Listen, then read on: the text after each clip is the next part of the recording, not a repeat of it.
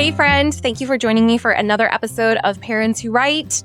Today, I'm going to talk to you about continuity issues. I know how challenging that can be when you're writing a story and it grows larger and your thoughts and your ideas start evolving and changing, and keeping track of everything can be really overwhelming.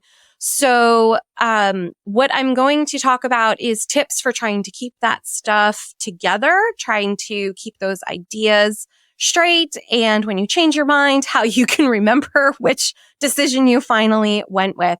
So that's what I'm going to be going over today. And my primary method for doing this is to create a style sheet.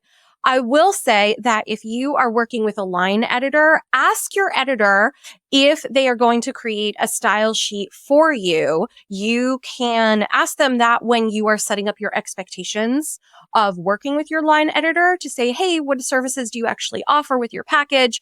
And a style sheet may be one of them. I do offer a style sheet with my clients. I tend to build it as I go because of the fact that I want to make sure that your characters have the same hair color throughout the entire story, along with other additional details that are pertinent. And I want to make sure that you addressed all of those. If you want to start building your own style sheet, though, you absolutely can. And when you're working with an editor, you could always give that to them and say, hey, here's my style sheet. It makes it easier for us to cross-reference and check, if we see any inconsistencies, and be like, hey, you described in your style sheet that your character is 25 years old, but in your manuscript, you describe them as being 22 years old. Which one do you want? So we can communicate that and make sure everything gets synced up. So if you do want to go ahead and create a style sheet for you, then here are the sections that I recommend that you include in your style sheet. And you can do this for a single book, or if you have a series, you can create a series style sheet. And mine is for a series, so I'm going to talk about how to do both. But honestly, I had to create one for my Eritol saga. I didn't actually do one for Ruins and Redemption, but now that I'm moving on to book 2, there's just too many things. I had to keep going back to book 1 and be like, what did I say in there? How did I describe that thing? Who was that person? And having to scroll through your previous manuscripts to find that information is way too time consuming. So you can add that information to your style sheet, and it makes life so much easier, especially when you're heading into more and more books in your series and you're like, who the heck was that person, several thousands of words ago? So, okay, here's what I recommend that you include in your style sheet. Oh, you know what? Let me preface this. Use your style tags in Microsoft Word or Google Docs, whichever it is that you use for keeping track, or whatever writing program it is that you use for your stories. Use your style tags. Check episode 25 of Parents Who Write, where I explain how to use style tags in your Microsoft or your Google Doc. That will make it so much easier to navigate both your manuscript and also your style sheet. So the first section that you would use, or that I recommend, is the references section. And this is if you find yourself going to websites over and over again for describing clothing, or sometimes I even Google facial expressions. Please help me explain facial expressions to just get clear images of how to show that instead of tell it. Renaissance clothing. I kept going back to this one website over and over again. So you can just, honestly, you can bookmark them in your bookmark tab if that's what you want to do. But you could also have them on your references style sheet if it's just something that you tend to use a lot. The next section that I recommend, and this would be an H1 level, again, if you use those tags, would be stylistic choices and notes. I've got a perfect example of this.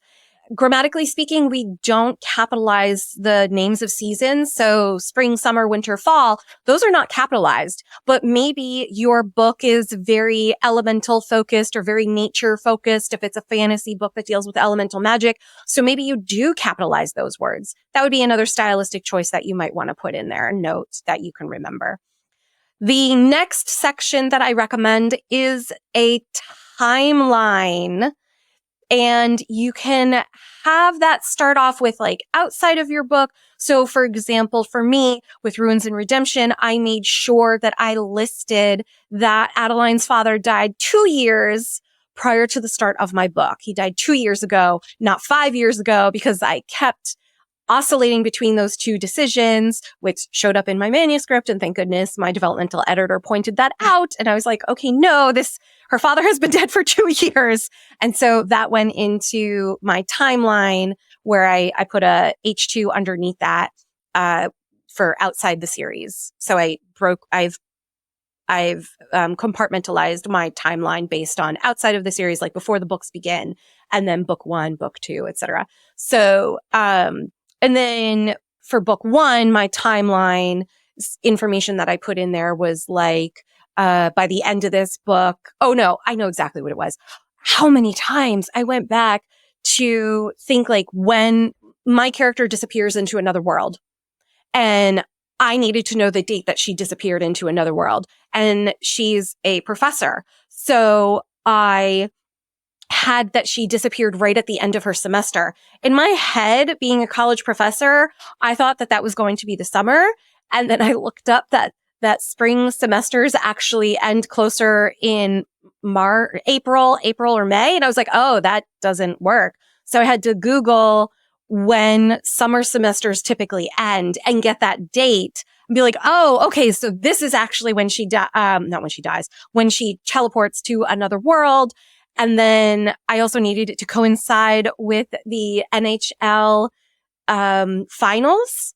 And so I also had to look up that date.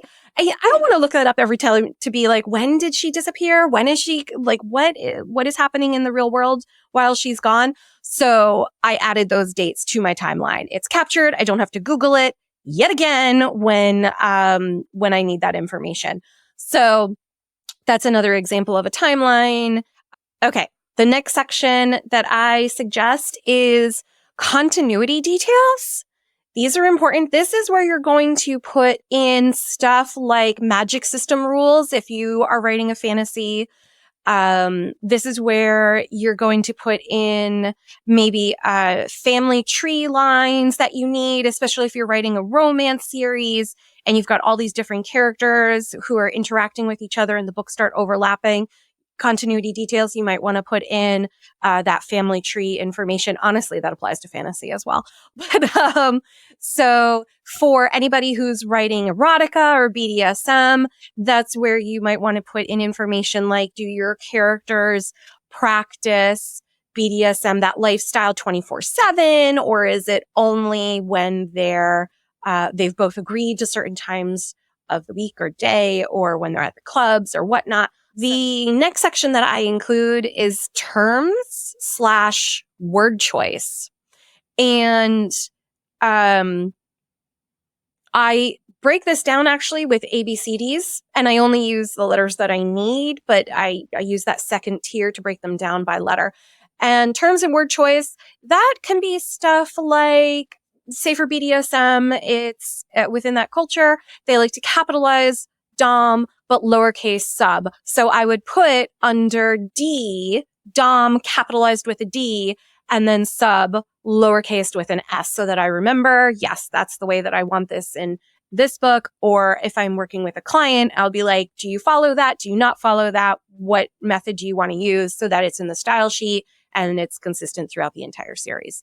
Anything else? Let's see. Oh, gosh. I kept forgetting that Her Majesty and His Majesty and Your Majesty should all be capitalized, but My Lord and My Lady are lowercase. So that went in my term/word choice. So yeah, let's see. What else do I have in my, oh, you know what? That was my basic. I'm going to open up Ruins and Redemption or my Eritol saga this way, because I know that I have extra stuff that I started adding to my own. Adeline's style sheet. Here we go. Okay, what else did I include? Distances and speed, especially honest. Yeah, I want to say that this really could apply to most genres, but I know for me with writing fantasy, it was necessary. Distance is a speed. I am so tired of how many times I had to look up how many miles can a physically fit human walk in a day? And then how fast can a horse travel with a walk or a canter or a gallop versus a trot? I don't want to look that up every time where I'm trying to figure out how many days it takes for my characters to get from point A to point B. So now I have that included in my style sheet under distances and speed. And then for distances, I tracked that from Lemuria, when they get to the shore to the capital, it's 225 miles. I was like, okay, cool.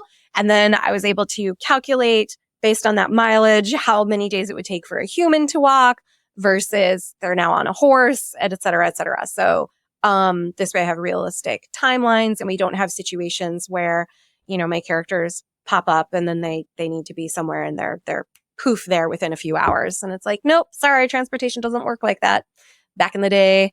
But that's also important for any book where you have travel involved.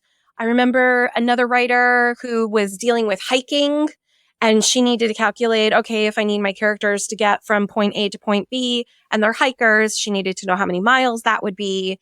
And because even though it's fiction, it's realistic location. So she still needed to track all of that. So speed and distances, very, very important one.